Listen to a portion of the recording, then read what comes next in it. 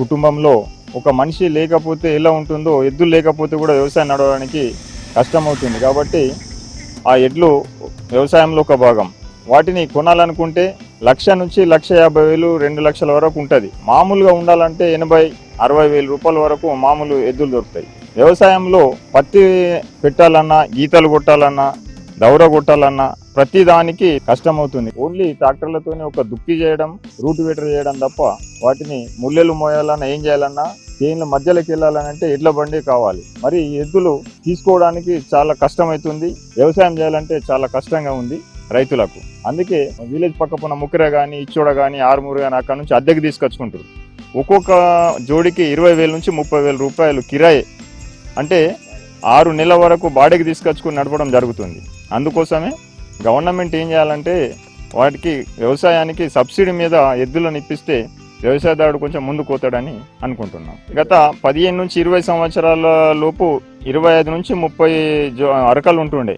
అంటే ఆర్థిక స్తోమత వల్ల వాళ్ళు వ్యవసాయం చేయంగా పత్తులు చక్కగా వెళ్ళక వ్యవసాయం బాడీని మీద పడి అప్పులు బాధతోని ఎద్దులు అమ్ముకొని వాటిని మెయింటైన్ చేయడానికి కూడా ఒక జీతాన్ని పెట్టాలి.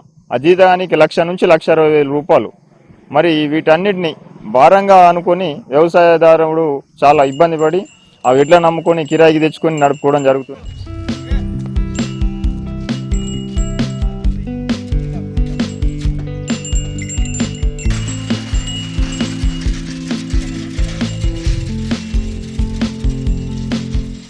నేను 2010లో ఈ గోశాలని స్థాపించాను.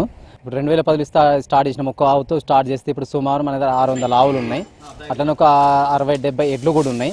ఆ ఎడ్లు ఏంటంటే పట్టుకున్న తర్వాత అన్ని కబీలకు తరలేటువంటి బక్క చిక్కిపోయి ఉంటాయి.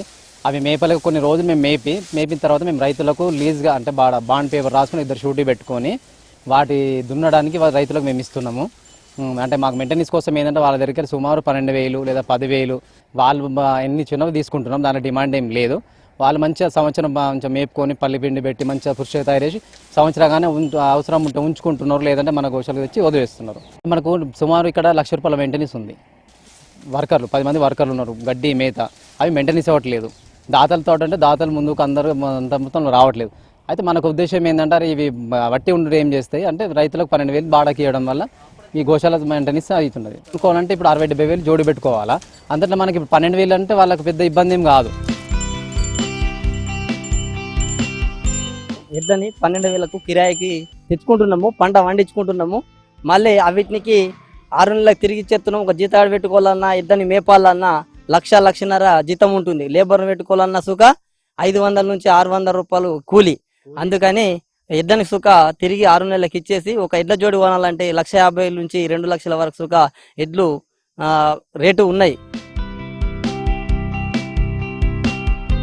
చిన్నకారు రైతులము మేము కౌలు పట్టుకోవాలంటే ఒక్క ఎకరానికి 15,000 నుంచి 25,000 కూడా పలుకుతుంది.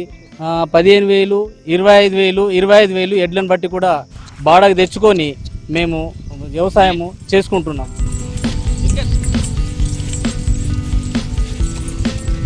ముందు మాకు ఎడ్లుండే ముందు అప్పుల బాధకు అమ్ముకున్నాం ఎడ్లు.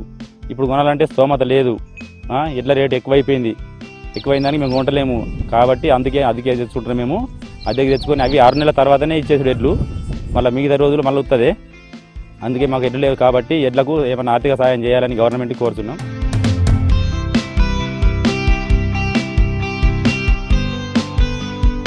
కొంచెము మా ఆర్థిక ఇబ్బందులు మంచిగా ఉండే కొనుక్కున్నాం, చేసుకున్నాం. అప్పుడు రేటు తక్కువ ఉండే, ఇప్పుడు రేట్లు బాగా పెరిగాయి కాబట్టి కొనలేము.